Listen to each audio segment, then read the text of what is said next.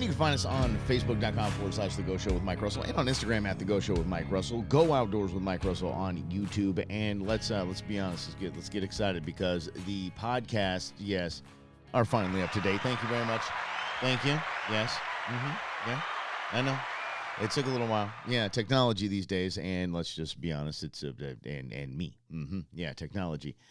And me, we do celebrate all things outdoors in this beautiful outdoor playground of a state that we live in, this beautiful outdoor nation that we live in. And I got to tell you, it is something that over the last 2 years, I think a lot of people started to understand and really started to get what I've been saying for the last 9 years. I mean, at the time, it was 7 years when this whole thing started, but we're in our 9th year of outdoor awesomeness and programming. So they started to understand what I meant by get outdoors, go outdoors. That's what the GO stands for. Get outdoors, great outdoors, go outdoors, whichever one you want it to be, it's outdoors. And I understand how healing, I understand how therapeutic, I understand how calming the outdoors are. And I've said for years and years that fun is hard work. Fun is hard work has been my mantra for a very long time. When I mentioned that I did the 2A rally last weekend and the pig hunt, that was a lot of work. That was a lot of work to have a lot of fun. And there was the loading, there was the shopping, there was the driving, there was the trailer loading, there was the hauling, there was the putting things away, there was the miles of hiking, it was hard work. But every minute of it was fun. So fun is hard work, and that hard work is gratifying. It's satisfying. We are as a species, we are a species that wants to work hard. It's a lot like my hunting dogs. They want to work. If you have a sporting dog as a pet and you just keep it bottled up in an apartment, you might not have to wonder why they're chewing the furniture, why they're pooping and peeing all over the place. It's because they're not being worked. They're not doing what they're supposed to do, and that's work. And I think we as a species want to do that same kind of work. And if there's a treat at the end of it all, and that treat is a hunt, a camping trip, a hike, whatever it is in the outdoors, then that fuels your soul. You know, I was reading portion of one book. I didn't get all the way through it, but one of the first things that was, no, it wasn't a book. It was actually a commencement speech by a very high-ranking military official here in the Estados Unidos that said, make your bed every day. And if your first task is to make your bed every single day, then you've accomplished something. Like you start your day with making your bed. You look at the thing it's made. It's nice. You're like, I started the day with an accomplishment. And it's that same kind of hard work and the same kind of effort in those small accomplishments that we have when we do an outdoor activity, whatever it is. And yes, it could be going to your kid's soccer game. What a pain in the butt. Your kid's baseball game. It is a complete pain. It is. You got to schlep all the gear. You got to schlep all the drinks, and God forbid it's your day for snacks. And then you got to go to the store. You got to make it happen. But then you spend those hours in the outdoors, and you're watching your kid, and you're proud, and you're laughing at the, everything going on, celebrating, cheering. It's awesome because you're outside, and it's a really, really cool thing. But it is a lot of work. So I'm not going to get into my full blown fun is hard work lecture. I promise. I'm going to stay cool with this. But here's where I'm going with this. And this is why I'm very, very excited. Over the past few years, I have had a lot, and I mean a lot, of medical procedures. I mean a lot. So, and the reason why I say that and the reason why I bring that up is because I've had to rely on our standard medical system protocols in our country. And I just kind of took it as that's the way it should go. And then I started to think as I grew more and more frustrated with what I had going on in dealing with this medical system, I started looking into alternatives. And no, don't worry. Mike's not going to start wearing chakra bracelets or anything like that. It's not anything like that. It is going outside of the norm, which we have here in the United States as not a preventative. We have a treatment-based medical system. So if something's wrong, you go to the doctor and they give you medication to fix it. And rarely do they say, you need to change your lifestyle so this doesn't happen again. Unless it is maybe like high cholesterol, but then again, they'll just hand you a pill. Diabetes, same thing. Childhood diabetes, same thing. You're going to go ahead and give you a pill for that. Well, there was something that was very, very encouraging to me because as someone who had to go outside of that, I'll give you a quick little story. And I'm sorry, this kind of deviates from our outdoor world, but I want you to know who I am. And I had a craniotomy. So that means that a portion of my skull was rammed into my brain, and they had to pull it out. And so after that, and they went in and put, Humpty Dumpty back together again, and it ended up looking like something out of Ace Hardware. And a couple years later, I was like, something's wrong. I'm not going to name the institution that is here in the Valley, but we have one of the best neuromedicine centers in the whole wide world here in Phoenix. I had to beg them to look into it. Then I had to beg them to do something about it. They would not. I actually found it. I had the insurance that I was with. They scheduled an independent medical examination, IME, I think they call it, yeah. And the doctor, Dr. Sharma, was like, "Oh my goodness, we need to fix this fast." And if it weren't for my begging, if it weren't for my tenacity, and I just took the best minds in neuroscience and just took their word for it, I would have still had something in my head that Dr. Sharma, after he replaced it, said had zero integrity. If I was to get hit in the head and then spot, I'd be done, dead man, or just in a vegetated state. So now it's got some 3D printed just awesomeness in there. So but basically it's a football helmet is what I got in that section. So I had to beg. So I don't have complete trust in just, I went and got my physical and they did some blood work and they said I should probably work on my good cholesterol, this and that. No. I went and had all of my blood work done. And I had all of it done to find out 17 vials they took from me. And I saw where I was good, where I was bad, what's functioning well and what's not. And I thought to myself, why isn't my awesome doctor, I love my doctor, but why hasn't she done this kind of work on me before? Because it's not standard medicine. It's not standard. There's nothing wrong, so why worry about it, right? So anyway, getting on my soapbox here and getting to what I'm talking about. Doctors in Canada, now I know Canada's getting a lot of bad press right now, and rightfully so, in my opinion. Canada's getting awful press because Canada's doing awful things to really good people. But Canada is now allowing doctors to prescribe, like on a prescription pad, the outdoors. Yeah, the outdoors. I applaud them for that because I think that's amazing. That's magical. That's awesome. So doctors in Canada can now write national park pass prescriptions for medical problems because the science in Canada, at least the doctors in Canada, are realizing what the benefits are of being outdoors. And it's called the PARX. Parks. Get it? PARX. Oh, I like that. Okay, Parks. I'll give them that one. According to the website, it's the first national evidence-based nature prescription program. So they can write a prescription so you can go out for a whole year to national parks, and you're basically assigned by your doctor to prescribe this weekend in this national park, this weekend in this national park. Do this, do that. Get outside.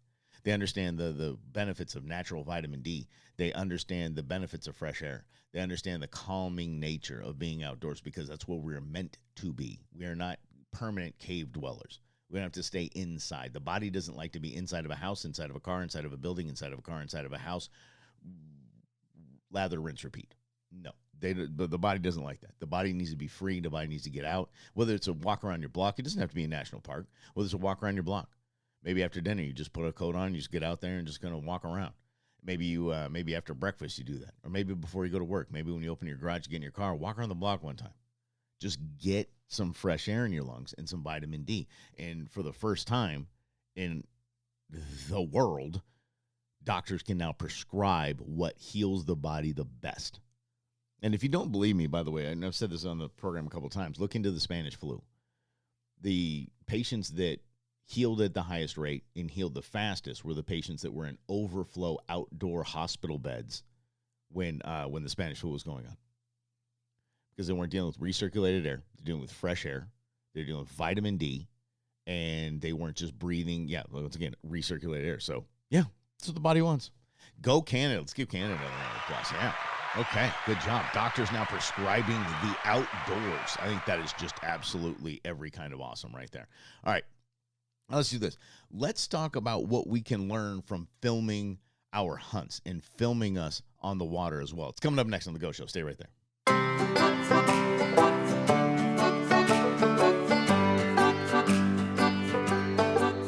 Hey, thanks for hanging out with us. It is the award-winning Go Show. Yeah, believe it or not, they gave us an award. They gave us an award, Media of the Year. We're going to go back and do the Commissioner's Awards this July, I believe. We're going to make that happen. It's going to be a lot of fun. Of course, I'm going to be emceeing. I actually emceed the event that they give us the award at. That was kind of weird. Yeah, and now I'd like to award an award to me. Yeah. Yeah, it was not as funny as it should have been, yeah. So, anyway. Thanks for hanging out. This is the Go Show. We celebrate all things outdoors in this beautiful outdoor playground of the state that we live in. And part of part of our outdoor world, that is filming. A lot of things have changed, and they change rapidly, especially in the world of social media, especially if you consider YouTube social media, which I do.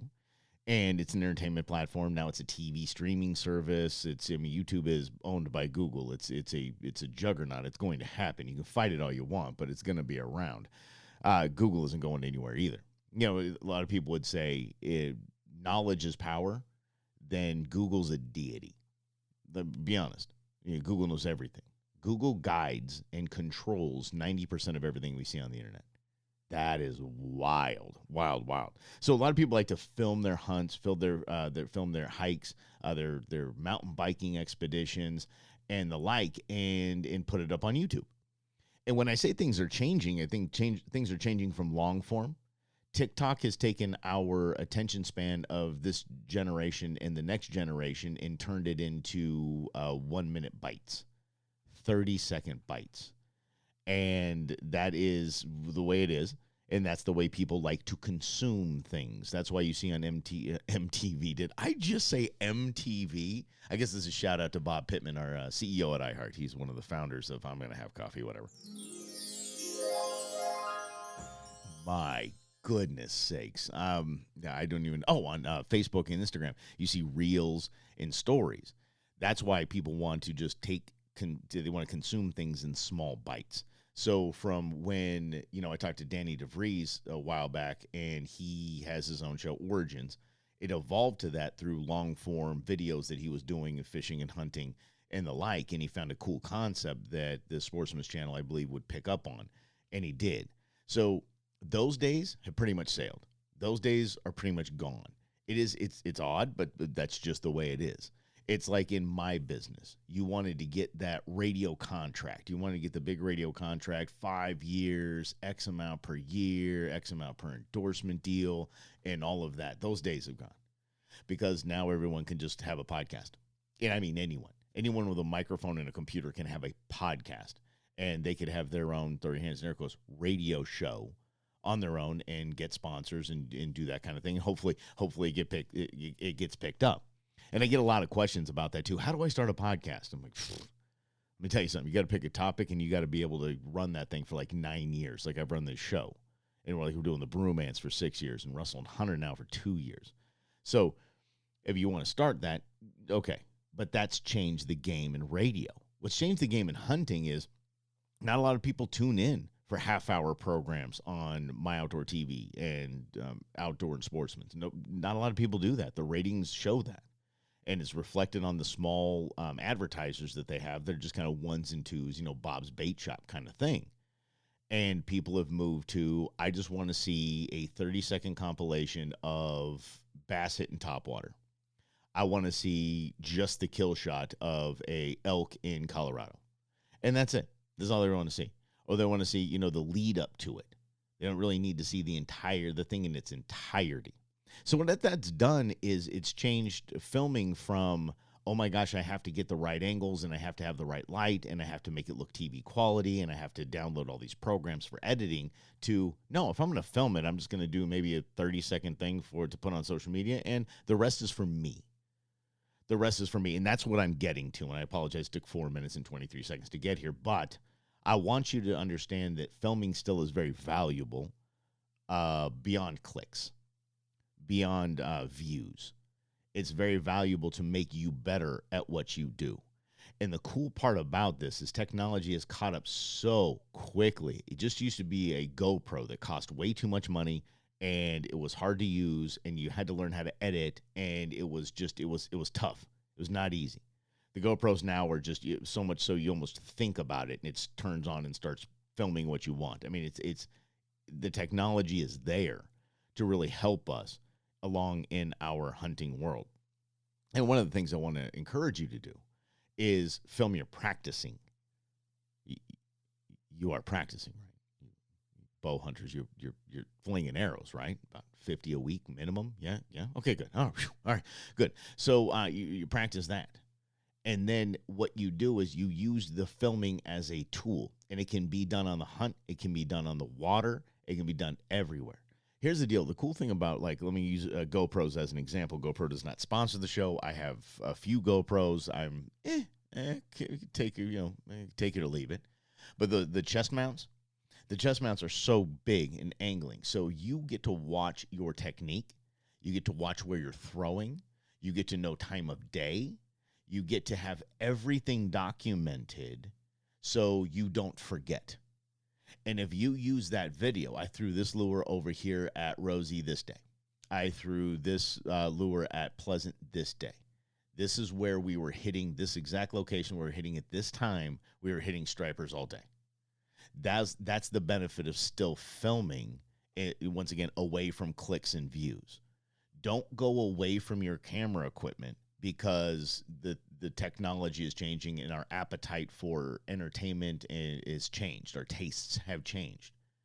So what you bought all this camera equipment and tripods and GoPro accessories, you bought all of those, and now you're not using them anymore because you're like, yeah, my YouTube page didn't really take off. Okay, cool.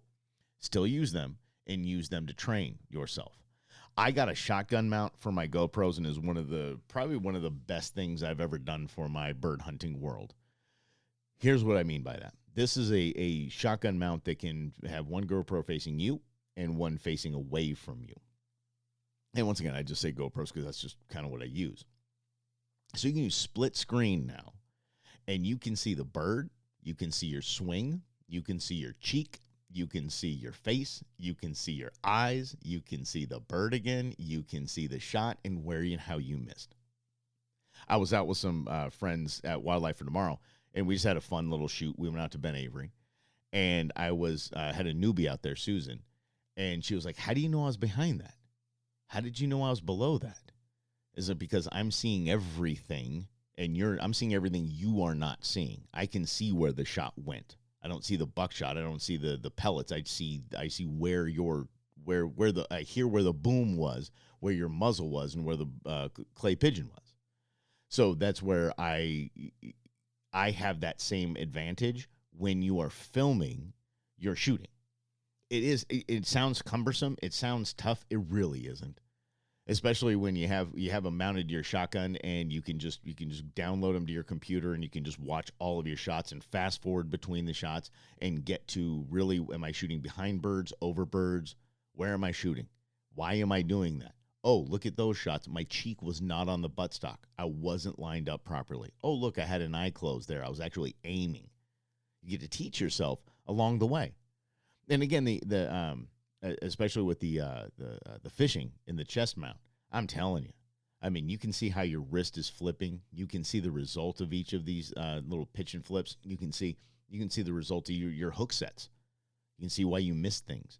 You can slow things down. It is absolutely invaluable. So just I would say a lot, especially the younger crew. Take your mind away from I'm filming my hunts because I want to get basically Instagram or YouTube famous, and move it to I just want to be a better hunter or angler. And especially, oh my gosh, if you're filming your hunts, and especially you're an archer, or if you're shooting with a rifle as well, you get to see how the animal reacts when you shoot. That is invaluable to go back to the video while you're in your stand or you're blind. You're standing there in the middle of the wherever and pop that thing into a little into your phone and see, oh, okay, it did that and it went that way. Okay, now I still see it. I still see it in the video. I still see it in the video. Okay, that's where it goes down. Tracking and everything. Oh, There's so much more advantages to filming your hunts and your practice than to just have clicks on YouTube. So there you go. And followers on YouTube as well. Yeah. I know. This is where I get the lecture. And people tell me that I haven't updated my YouTube. Yeah, you can lecture all you want. I have a lot to do. So anyway, yes, keep filming for your own benefit, not for the benefit of future sponsorship on YouTube. How about this? How hunters and anglers can become scientists contributing to conservation. Right when you're out there in the field, some tips and tricks to help further along for the next generation. It's coming up next on The Go Show. Stay right there.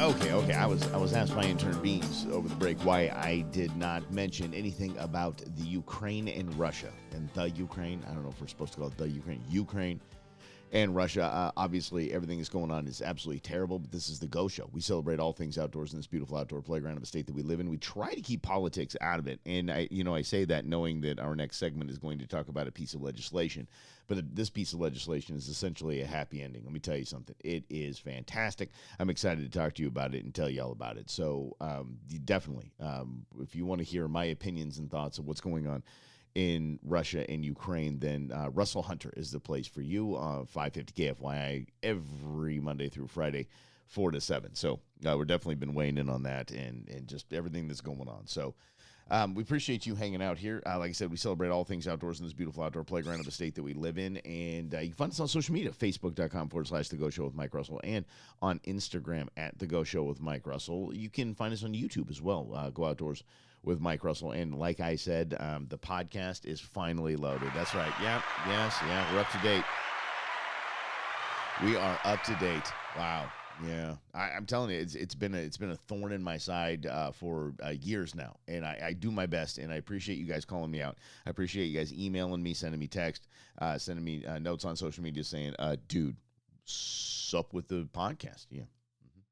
And I'm like, yeah, let me get to it. Let me tell you why. Can I just take a second to tell you why it's such a pain to load the podcast? I know it sounds so first world problems. I get it. But when the show airs like 10 to 20 seconds like askew to the actual clock. So what I mean by that is I have to go to each and every segment of the show, and I have to trim both ends, or you're going to hear the end of a newscast and the beginning of a commercial on the other end, or the end of a commercial on one end and the beginning of a newscast on the other end, or weather or something like that. So I try to trim that so it pulls that out of the podcast so it doesn't, the continuity of listening and whatnot. And it's kind of cumbersome. I know it sounds like a total, like, what are you thinking, Mike? It probably takes you like 10 minutes. It takes a little longer than that. So it's just like, oh, I got to load the podcast. And then I end up not doing it because squirrel. And I got, the 3 radio shows. So I really apologize. So there we go. We're back up and running. I will do my best this year to keep everything up to date on the podcast. So what in the blue blazes were we going to be talking about today? Oh, how about this? This is something that's near and dear to my heart. And we talk about conservation all the time here on the show. And conservation is so, so very important to me. And what I realized while I was out on the javelina hunt is there was a lot of dead shrubbery. And it didn't seem like it was a burn. It didn't seem like it was anything, I don't know if it was drought, whatever it was. But I made note of it, and I just kept on scooting away. And then when I'm driving home, kind of that whole after-hunt glow, like the zen moments on the dirt road, I was thinking, I wonder if the knowledge of those burnt-out dead shrubs, I wonder if that would help anyone in conservation. I wonder if I should have taken notes. I wonder if I should have taken pictures. I mean, for a guy like me who's at Game and Fish a lot, there's probably somebody there that could say, we needed to know that. And so you can help. You can essentially become citizen scientist. I didn't know this was a thing. I looked it up. Citizen scientist. There's actually a definition. There's a dictionary definition, of citizen science, right? It is the collection and analysis of data relating to the natural world by members of the general public, typically as part of a collaborative project with professional scientists. Now, here's the cool part about professional scientists. They're all over the joint. And they are. Obviously, Game and Fish has professional scientists. They have professional biologists. And so do the groups. The groups that you hear, like Arizona Elk Society and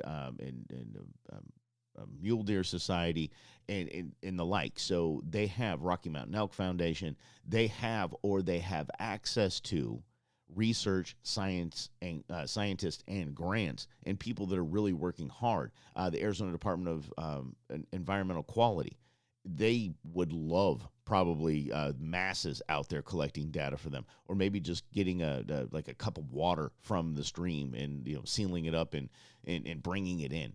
They don't have the resources to have everyone, just have a team of scientists out there constantly making sure that everything is in balance.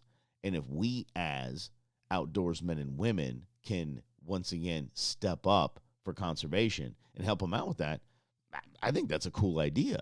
Maybe taking pictures of things that you see that are off. Maybe you see just a decimated shrubbery somewhere, or trees, or burn that maybe they didn't know about. Maybe someone's campfire set off a burn that they might want to know about.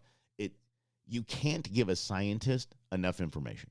You can't give a biologist enough information. They will never go, what a jerk sending this guy. Who's this guy sending this stuff?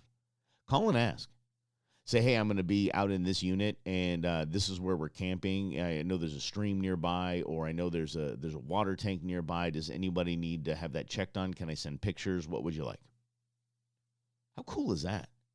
And one of the best things is, and if you know anything about this program for the last 9 years, I always talk about it being big tent. I talk about it being wide open, just open arms. And part of that is welcoming people into our fold is winning hearts and minds. And the more we post on social media instead of just straight grip and grins, say, here, I took a measuring stick and I was taking a water level check for whatever organization. Oh my gosh, what do these guys do? I thought this guy was just some hunter. I thought he was just some outdoorsman. I thought he was just out there, killing animals. He's actually doing biology projects? Yeah. Which brings me to my next little tip for you, maybe this year. And you're looking for something to do during the summer. You're looking for something to do with the family. Go to those organizations. Those organizations that I talked about. Not so much Arizona Department of Environmental Quality. I really don't know what they have going on as far as cool things to do as a family. But side note, I will come back to what I promised. Side note. Look into Arizona State Parks. Arizona State Parks, if you want to get into camping, you don't know how to get into camping, we're going to get Arizona State Parks on here. And they will, I think it's $100 for the whole family, and they will teach you for a weekend how to camp, like at a state park. It is such a cool program. And for less than you would spend at dinner for a family, you got a whole adventure, and you're going to learn how to camp. Like bang to bullets. Yeah. So I told you I'd go back to it, so now I'm back. See? All right, I can be taught. Yeah, I can be taught. Yeah. Head injury and all. I can really make this happen. Reach out to especially Arizona Elk Society. Reach out to the Mule Deer organization. Reach out to Rocky Mountain Elk Foundation. All these places. Reach out to these charitable conservation organizations. Could be Ducks Unlimited. Doesn't matter what it is. And say, what rehab, what conservation projects do you have going on this year? And start putting those in your calendar and find out what your family wants to go along with. There's an award-winning program that Arizona Elk Society did a few years ago, which they restored an entire meadow up north. And we got to do that for 2 days. I took intern Sarah with me, and we camped. We had a great time. We ate great food. We met great people. We worked our tails off. We got to use some serious hardware, which was a blast. And come to find out, a year later, that entire meadow is just thriving. Like it went from garbage to amazing. And they do all the science part of it. They get the Corps of Engineers out there. They get the Sawyers from the Forest Service out there. And they really have people dialed into exactly what these organizations need to do. And you're just the grunt work. And how cool is that? You're like, oh, my kids wouldn't want to do that. You want to bet? There's no kid that you start letting play in the dirt and throw rocks and move big logs and use power tools and all that. There's no kid in the world that after a few minutes of watching other people do it, they're going to jump into it. Like, oh, no, no, no, no, no, no, no. Not my kid. My kid would never do that. Trust me, I have just the same struggles you do. I know I'm the outdoor guy. I have an outdoor radio show. I have the same struggles you do getting my kids outdoors to do stuff. Intern Beans is in. She's all in. Captain Nuge is taking some work. But it's you get them in that type of situation, you get them in that environment, and they're on.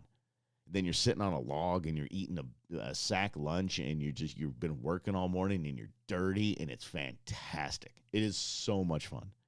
And they have these projects going on all the time. If you don't want to do manual labor and grunt work, get involved in the charities that help veterans, take veterans on hunts like Heroes Rising Outdoors. How about Water for Wildlife? If you just want to if you got a big truck that you want to haul some water up north to the water tanks, to the drinkers up there, yeah, it's a great program. But you can become a citizen scientist.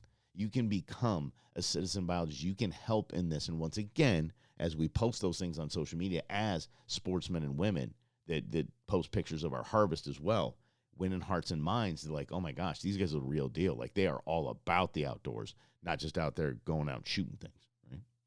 I told you we don't get political here unless there's a piece of legislation that we need to talk about. And let me tell you something. This piece of legislation is absolutely awesome. You're going to love it. I can't wait to talk to you about it. It's coming up next right here on The Go Show.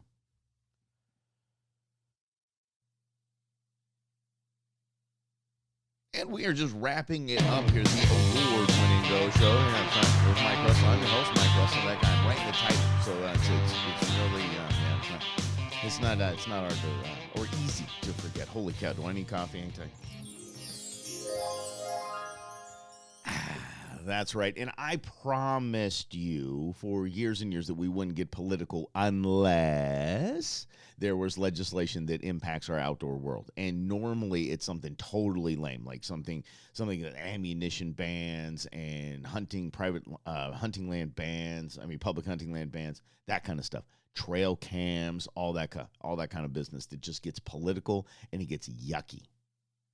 We're getting political today, but it's going to be fun because this is really, really, really, really, really good stuff. So let me first start with this because I saw this and we actually had it as a happy ending on the Russell and Hunter program. Russell and Hunter always ends up with a happy ending, free of charge. That's right.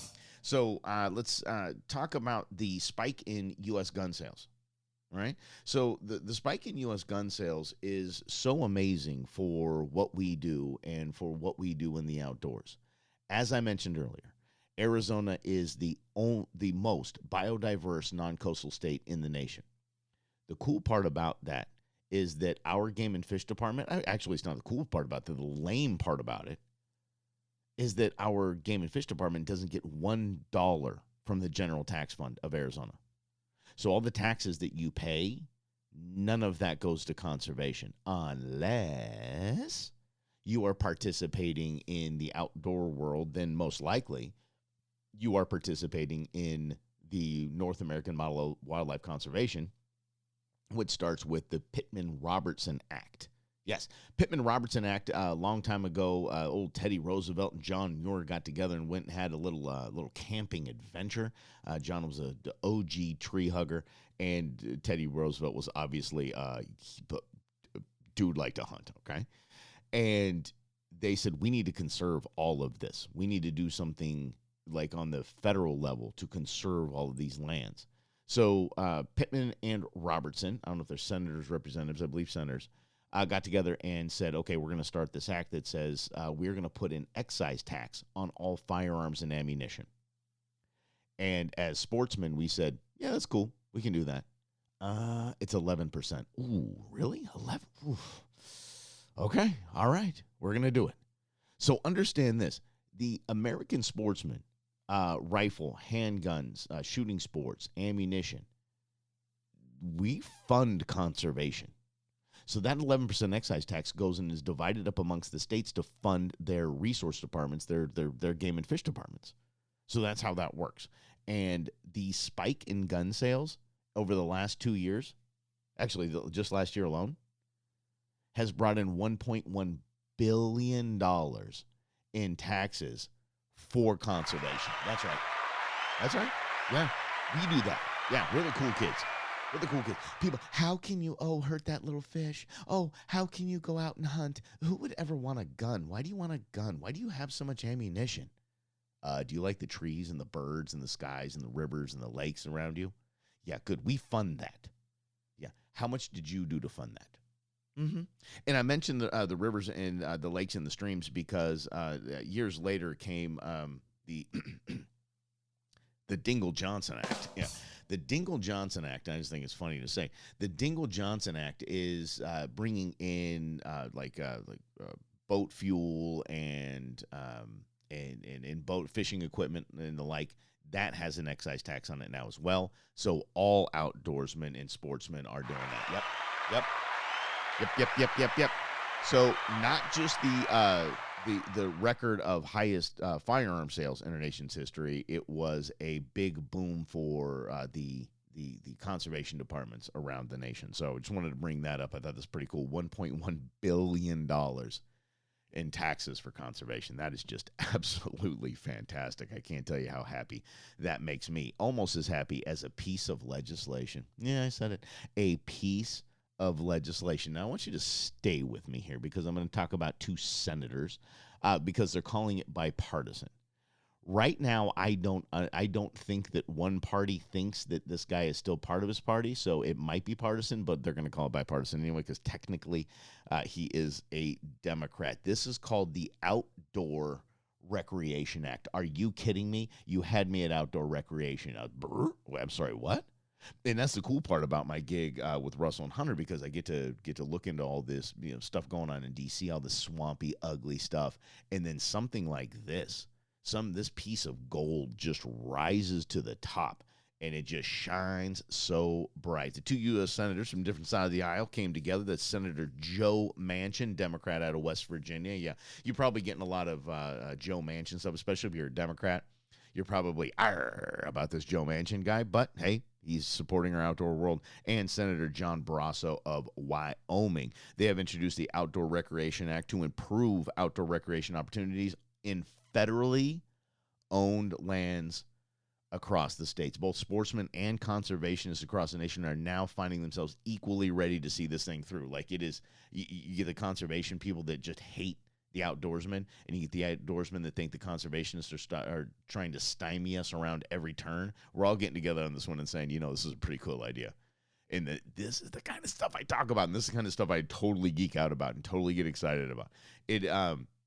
I'm gonna read part of this to you. I know I don't do a lot of reading on this program, but I want this to be done properly so you understand.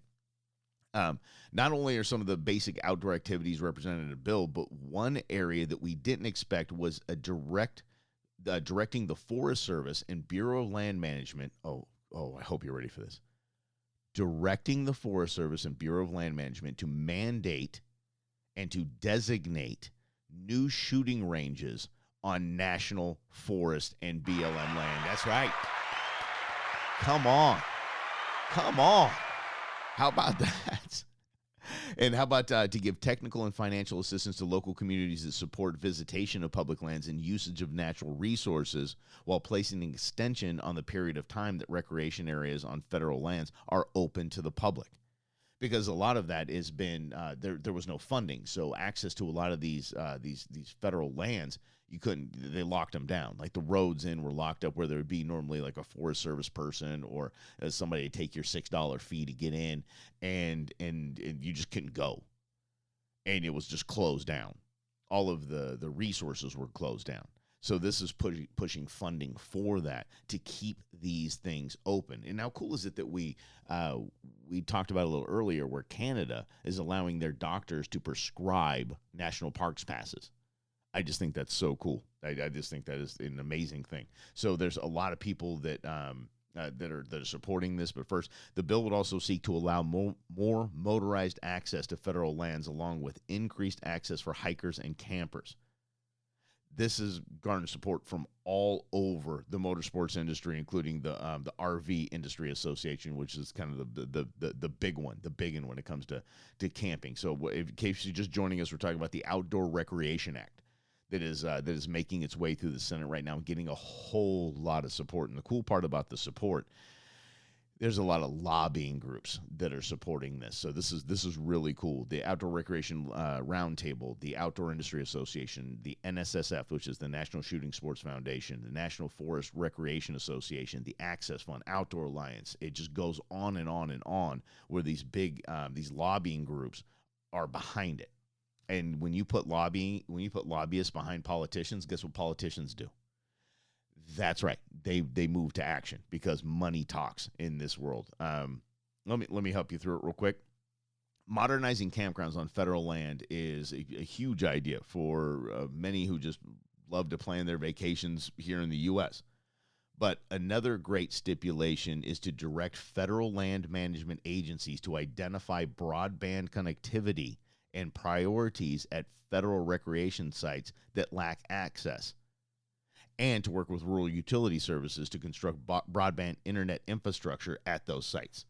Okay, now you're thinking, oh, all this technology. You know what?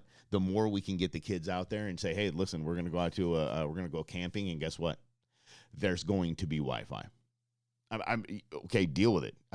I would have my kid on their phone outdoors, sitting around a campfire and playing whatever Roblox or whatever they want to play on their phone, as long as they're sitting by a dang campfire outdoors, getting that fresh air, and they're not down here sitting in their room. I'm okay with that. And for me, how about this? All those apps, those camping apps we just talked about, those hunting apps we talked about, how about using those on Wi-Fi and having the connectivity while you're out there? Yeah, it's not a bad idea, and it's fantastic that it's getting bipartisan support. It's fantastic that the Outdoor Recreation Act is moving its way through the Senate. So if you are so inclined to be one of those peeps that like to call your representative and your senator, please do. Please let Kirsten Sinema and what's that guy's name? Yeah, Mark Kelly. Let him know that the Outdoor Recreation Act is important. We hope that Chuck Schumer will bring this thing up for a vote and not just be, all blocky and whatnot. But hey, every now and again, they do something right in D.C. This is definitely something that's right, and we hope that it passes, and we wish you the best and wish you the best this week. Please be safe out there this weekend. Please have a great week, and we're going to be back here next week on The Go Show with Mike Russell. Have a great week, everyone.